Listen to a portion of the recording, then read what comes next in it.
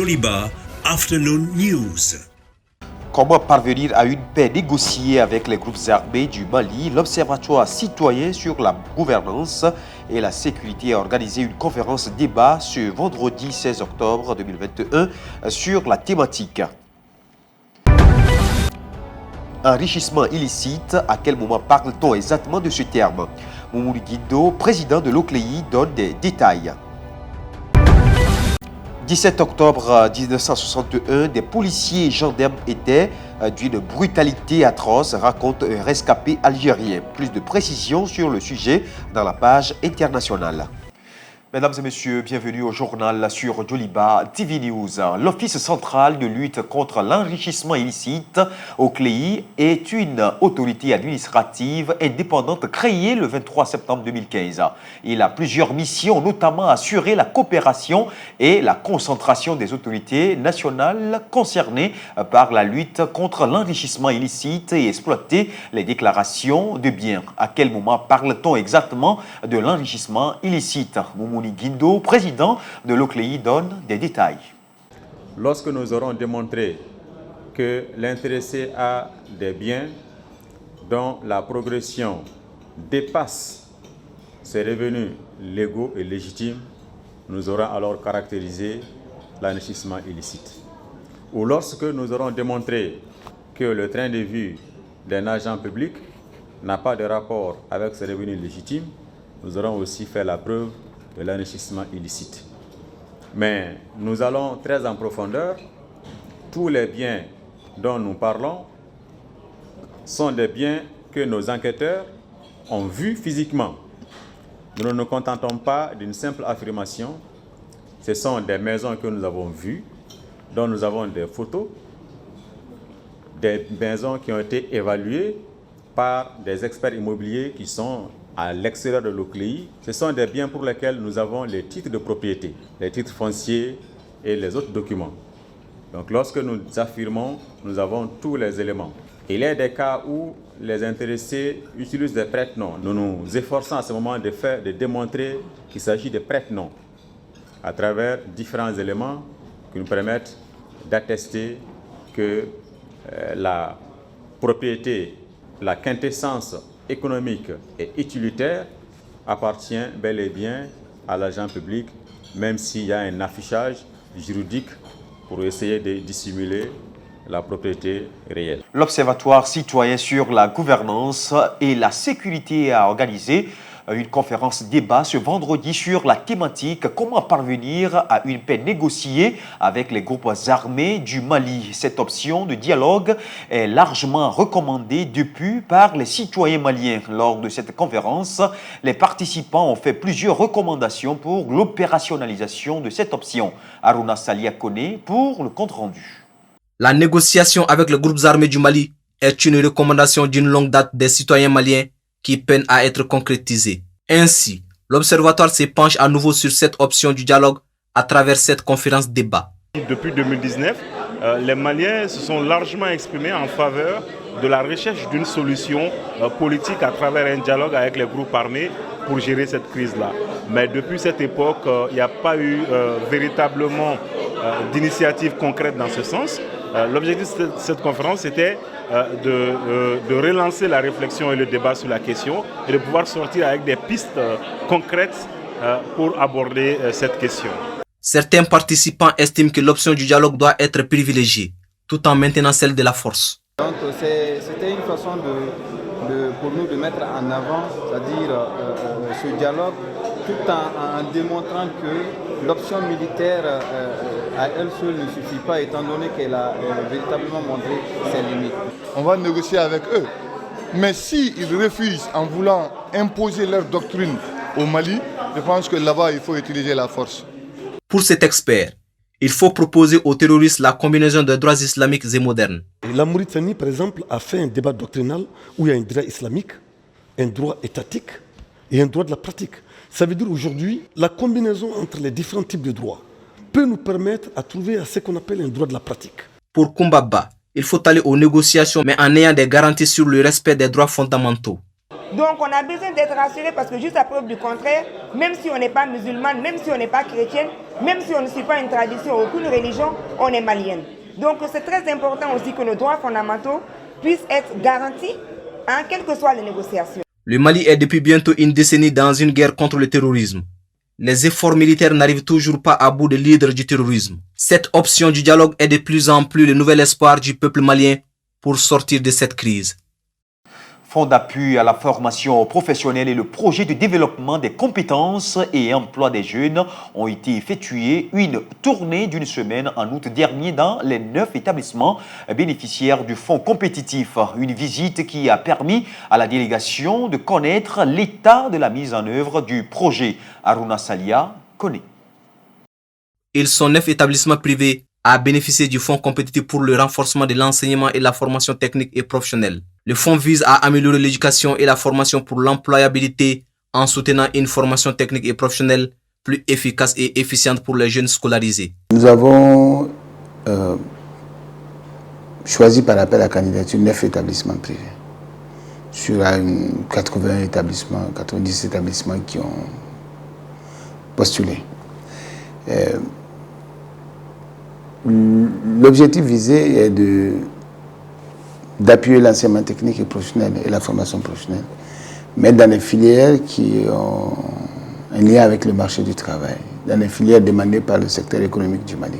Cette subvention du gouvernement malien et sa partenaire, la Banque mondiale, s'élève à environ 2 milliards de francs CFA. La subvention moyenne accordée à chaque établissement s'élève à environ 200 millions de francs CFA. Les fonds ont été investis dans les matériels et les aménagements. Je rappelle que c'est une subvention accordée par le gouvernement malien et son partenaire, le groupe de la Banque mondiale. Il y avait un certain nombre de lignes qui étaient éligibles. Parmi ces lignes, il y avait les aménagements. On ne faisait pas les constructions, mais on autorise les aménagements parce que si on achète des équipements, pour installer les équipements, il faut des aménagements. Il y avait ensuite les équipements, l'outil didactique, l'outil pédagogique et didactique. Il y avait ensuite la formation du personnel de direction de l'établissement, mais aussi la formation des enseignants de l'établissement. Il y avait aussi la ligne études et marketing. Il y avait aussi la ligne modèle de gestion. En août dernier, pendant une semaine, une mission conjointe du PROSEJ et du FAFA a effectué une visite dans les différents établissements bénéficiaires. Une mission qui s'est assurée du bon usage des matériels obtenus par les différents établissements.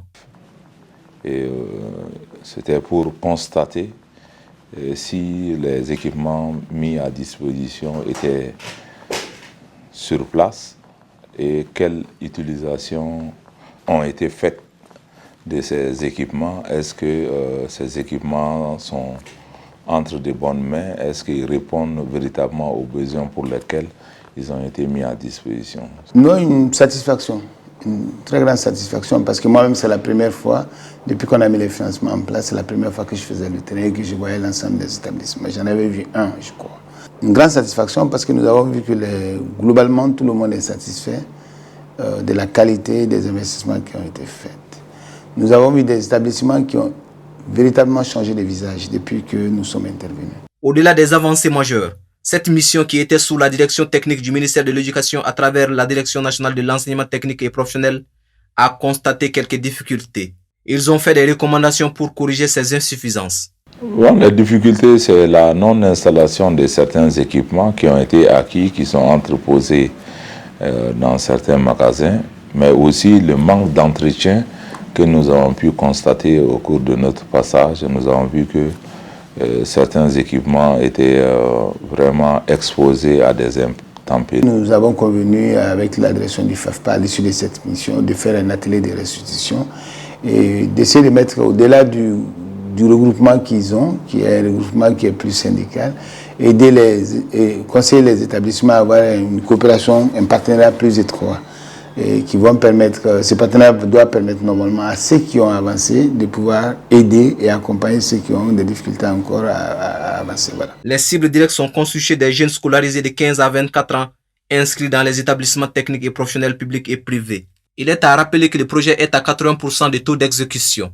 D'ici le 31 décembre 2021, le coordinateur du PROSEJ promet qu'il pourra atteindre les 90 à 92%. À présent, l'image du jour consacrée au Big Pineapple. Nous sommes en Afrique du Sud.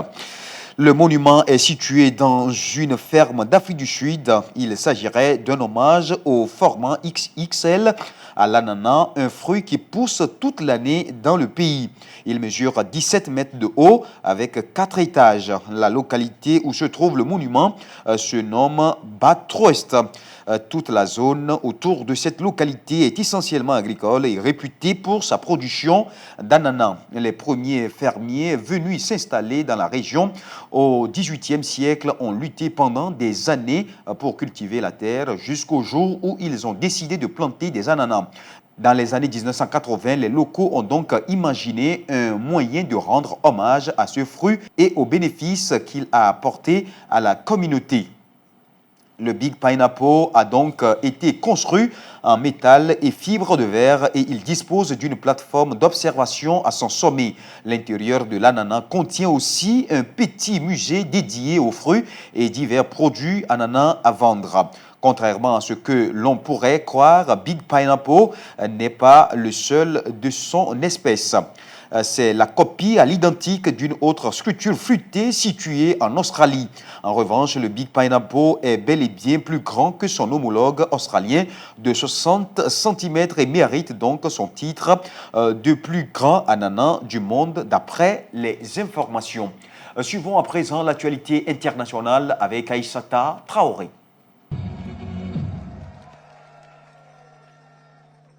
L'ancien président ivoirien Laurent Gbagbo, de retour au pays depuis juin, après 10 ans d'absence, lance un nouveau parti politique panafricain de gauche avec l'élection présidentielle de 2025 en ligne de mire à l'occasion d'un congrès organisé au prestigieux Hôtel Ivoire d'Abidjan.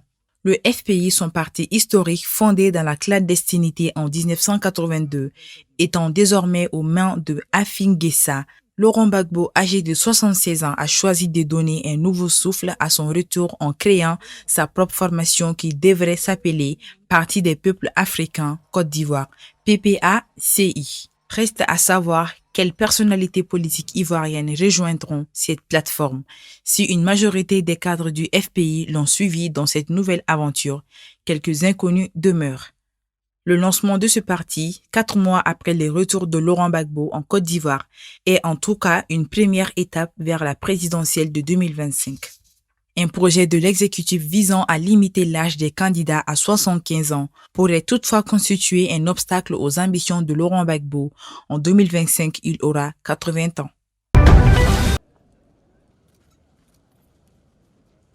Le président burkinabé Roch Marc Christian Kaboré dépose une gerbe de fleurs au mémorial Thomas Sankara, alors que le pays commémore le 34e anniversaire de la mort de l'ancien président révolutionnaire, assassiné le 15 octobre 1987. Les 13 familles éplorées pour leur courage, leur dignité et la foi en la justice de Burkina Faso. Justice de Burkina Faso que je félicite pour le travail fourni qui permet aujourd'hui à la justice militaire de disposer d'un dossier de plus de 20 000 pages pour assurer la manifestation de la vérité dans ce procès historique couvert par plus de 200 journalistes. Pendant les 27 ans de règne de Blaise Compaoré, les circonstances de la mort de Sankara ont été totalement éclipsées et les cérémonies en son honneur n'ont débuté qu'après la chute de Compaoré, poussée au départ par une insurrection. Nous avons espoir que nous saurons qui a fait quoi, pourquoi et comment. Et nous souhaitons que dans ce pays, dans la sous-région, dans l'Afrique et à travers le monde, que les oppositions ne se règlent pas par la violence absolue. La France a commémoré ce week-end le 60e anniversaire des massacres des Algériens du 17 octobre 1961. Cette nuit-là, des Algériens qui défilaient pacifiquement à Paris à l'appel de FLN sont tués par la police parisienne. Rabat Sehili, retraité et rescapé du massacre, se souvient. Nous devions nous trouver à 20h, place de l'Étoile, pour commencer notre manifestation. L'impératif, manifestation pacifique, aucun objet contondant ne devait être porté par les militants. Aucun. 60 ans après cette nuit d'horreur, impossible d'établir un bilan précis de la répression. Ce sont plusieurs dizaines de morts tués par balles ou noyés dans la Seine qui sont découverts. Le quotidien, notre quotidien, c'était comme ça. La découverte de cadavres, soit ceux qui étaient pendus dans les bois de Vincennes, dans le bois de Boulogne, soit des cadavres qu'on trouvait comme ça, par hasard. C'est pour ça que le nombre, nous ne le saurons jamais. Jamais on saura un nombre exact. Le soir de ce mardi noir, la répression sanglante était à la hauteur de la brutalité des policiers déployés. Se souvient encore cet octogénaire. Ils étaient d'une brutalité féroce. Ils avaient la rage de faire du mal. Et quel que soit l'individu. Avis aux amateurs. Il ne fallait pas tomber sous le coup de la crosse qui allait s'abattre sur le crâne. Ils étaient d'une férocité. C'était sauvage, ni plus ni moins. Samedi 16 octobre 2021, le président algérien Abdelmadjid Tebboune a annoncé l'instauration d'une minute de silence chaque 17 octobre à 10h GMT en mémoire des martyrs du 17 octobre 1961. Un mot de sport dans cette édition, la 7e édition du Grand Prix Move Africa Malitel de la Fédération malienne du cyclisme a eu lieu ce samedi 16 octobre 2021. Plusieurs participants venus de plusieurs localités du Mali ont pris part à cette course. El Hadji Malik Guitei. Ils sont au total 100 participants venus de 13 clubs ici des différentes localités du Mali à prendre part à la 7e édition du Grand Prix Move Africa Malitel de la Fédération malienne de cyclisme.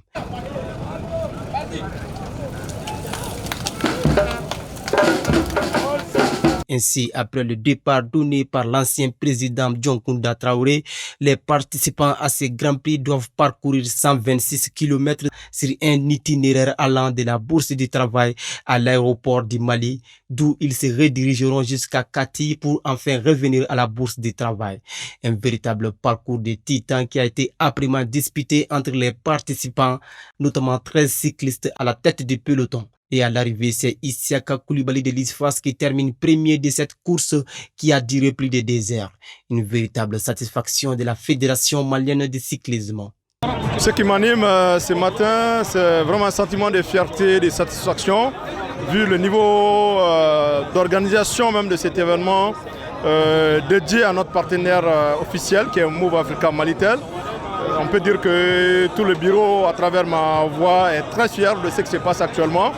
Et vu l'engouement autour même aujourd'hui du vélo au Mali. Ce Grand Prix intervient après juste la participation du Mali au Grand Prix international Chantal Biya du Cameroun. Quant à l'organisation du Tour du Mali, la fédération est à pied d'œuvre selon le président. Le Tour du Mali, on l'a inscrit et ça a été validé par l'Union cycliste internationale. Il sera organisé, disons, du 3 au 7 février prochain. On est en plein dans l'organisation. Déjà, nous avons reçu au moins 6 correspondances des pays étrangers, des pays européens, notamment la Belgique, la France, les Pays-Bas.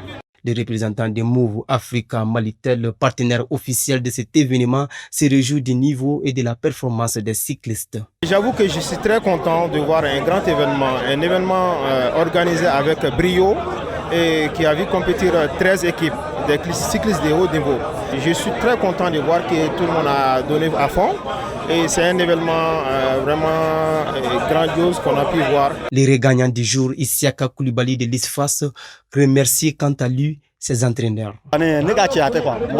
Il y a plus de cyclistes performants qui ont pris part à cette course, mais grâce au conseil des entraîneurs, j'ai pu remporter ce prix. Les 13 premiers au classement ont tous reçu un prix ainsi que les vainqueurs des 3 points chauds. Pour rappel, le public est sorti massivement pour assister à ce Grand Prix qui a vu la participation de plusieurs jeunes venus de l'intérieur du pays.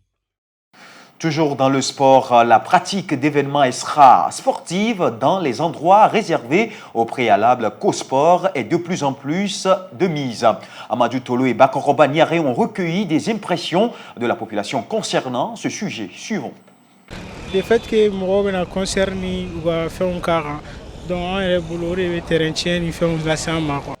Le fait de venir faire des concerts et des prêches, c'est ça qui détruit le terrain. Mais puisque c'est le Maouloud, cherchez d'autres endroits comme la place du cinquantenaire en donnant le stade du 26 mars, ça va se dégrader encore. On vient juste de l'aménager, nous devons prendre soin de ce stade.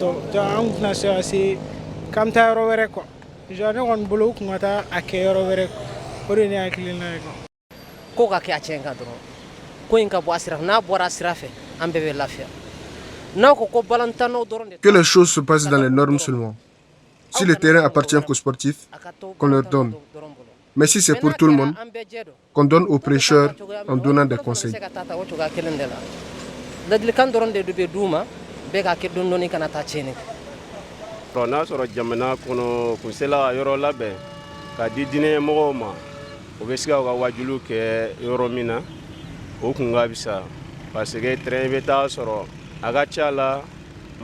Que le pays aménage un lieu spécial pour les prêcheurs. Cela les permettra de ne pas utiliser les stades.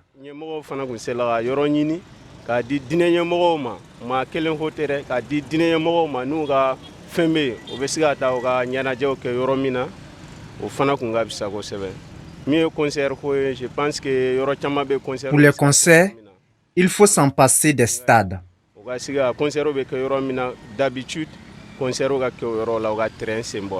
Si c'est bien fait dans les normes, ce n'est pas les manifestations le problème. Le problème, c'est la discipline, c'est respecter les règles, respecter les conditions d'utilisation. Donc, à ce niveau, ce n'est pas au niveau des manifestations. Ailleurs, nous voyons les mêmes terrains sont utilisés pour les concerts, pour le football, pour le rugby, pour d'autres types de manifestations. Donc, le problème n'est pas là-bas. Le problème, c'est notre civisme. Il faut interroger le civisme du Malien. Si on met quelque chose à votre disposition, remettez-le dans l'état où vous l'avez trouvé. Voilà ce qui manque aux Maliens. La jeune artiste malienne Faiza a fait l'objet d'une interpellation par le parquet de la commune 4 district de Bamako mercredi 13 octobre 2021 suite à la publication de son clip intitulé Ouadada qui porterait atteinte aux bonnes mœurs. Si Faiza a été libérée sans charge avec les conseils et les mises en garde, le jeudi 15 octobre, son clip lui continue de diviser les observateurs. Suivons le récit de Youssouf Koné.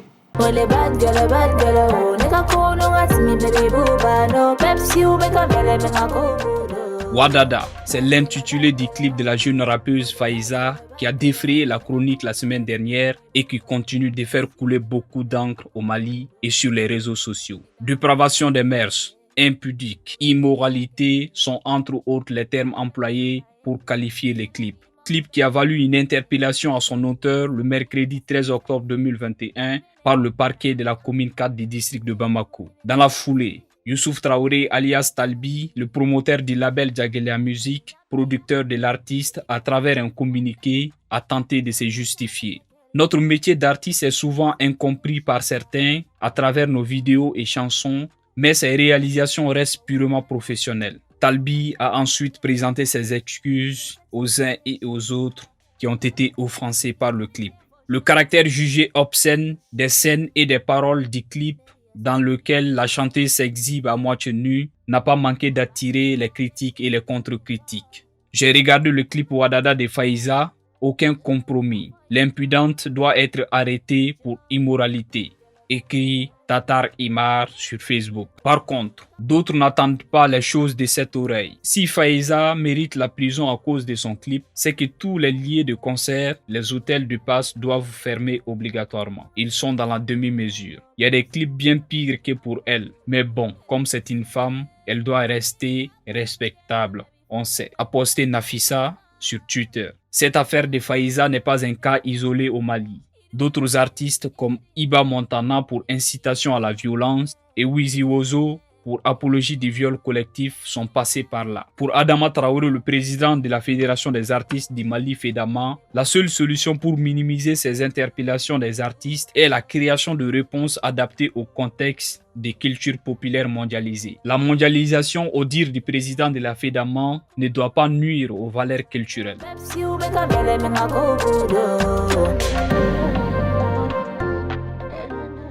Mesdames et messieurs, cette édition s'achève ainsi. Merci à vous de l'avoir suivi. Très bonne suite de nos programmes sur Joliba TV News.